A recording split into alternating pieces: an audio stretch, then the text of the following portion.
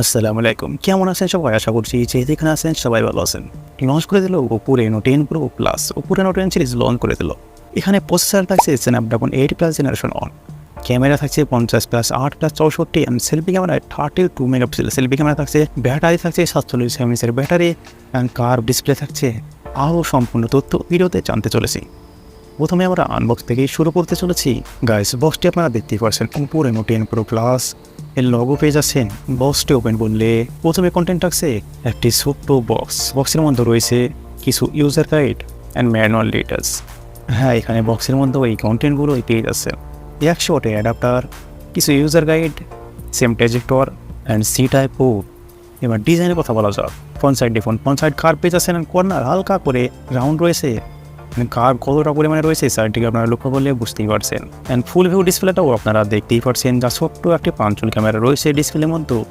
Side থেকে লক্ষ্য করুন, এর থিকনেস থাকছে 8.28 mm অ্যান্ড ওয়েট থাকছে 195 গ্রাম। তবে হালকা লাইট ওয়েটই বলা যায়। বটনে রয়েছে SIM slot, primary microphone, C type port, speaker and টপে থাকছে air blaster and secondary noise calculation. Right সাইডে থাকছে power button and volume up down button and side থেকে ক্যামেরা মডেলটাও দেখতে পাচ্ছেন। এবার ব্যাক সাইড দেখুন, ব্যাক সাইডে থাকছে 3টি ক্যামেরা অ্যান্ড ব্যাক সাইডে ক্যামেরা মডেলের অন্য ডিজাইন করেছে, লম্বাতে রাউন্ডই রয়েছে। Oppo Reno 9 Pro Plus এবং Oppo Reno 10 Pro Plus এর মধ্যে পার্থক্য আপনারা দেখতেই পাচ্ছেন। যা ডিজাইন আইকেসি ডিজাইন এখানে পেয়ে যাচ্ছেন। ডিজাইন কার ভালো লাগলে অবশ্যই কমেন্টে লিখতে পারেন।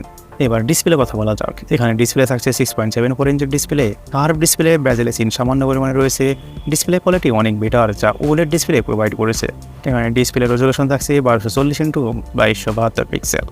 পিক্সেল ডেনসিটি থাকছে 451 ppi। ব্রাজিলে সেখানে ডিসপ্লে পেয়ে যাচ্ছেন ছোট্ট করে শুধুমাত্র একটা পাঞ্চল রয়েছে। অ্যান্ড ব্রাইটনেসও 1400 নিট থাকছে। রিফ্রেশ রেট 120 Hz থাকছে। এখানে ডিসপ্লে কোয়ালিটি দারুণ পেয়ে যাচ্ছেন, যা মিডিয়া অ্যান্ড আউটডোর সব কিছুই ফ্ল্যাগশিপ এক্সপেরিয়েন্স আসতে চলেছে। যদি ক্যামেরা কথা বলি, এখানে ব্যাক সাইডে ক্যামেরা থাকছে 3টি ক্যামেরা, 50+8+64 50 মেগাপিক্সেল। এখানে 1.8 অপটিক্যাল থাকছে, যা 84 ডিগ্রি ফিল্ড টপ ভিউ থাকছে।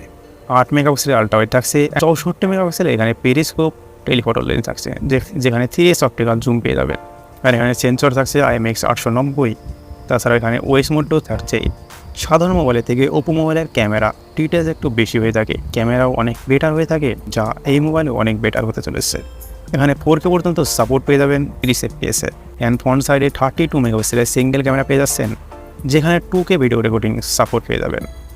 এই মোবাইলে তোলা কিছু ক্যামেরা স্যাম্পল আপনারা দেখতেই পাচ্ছেন। আলাদা আলাদা শ্যুটে আলাদা আলাদা অ্যাঙ্গেলে আলাদা আলাদা ফটো ক্লিক আপনারা দেখতেই পারছেন, যার ডিটেলস অনেক বেটার মেনটেন করেছে। যার উপর ক্যামেরা সাধারণ অন্য ফোনের থেকে ভালো হয়ে থাকে, যা আপনারা ডে লাইটে দেখতেই পারছেন। হ্যাঁ, এখানে পারফরমেন্সের কথা যদি বলা হয়, তাহলে এখানে স্ন্যাপড্রাগনের 8+ জেনারেশন অন পেয়ে যাচ্ছে, যা পুরনো 1 বছরের ফ্ল্যাগশিপ। এটি অনেক বেটার প্রসেসর, যা আপনাকে নেক্সট লেভেল গেমিং স্বাদ দিয়ে দেবে। যার CPU এর হায়ার স্কোর পেয়ে যাচ্ছেন 3.2 GHz সিঙ্গেল কোর।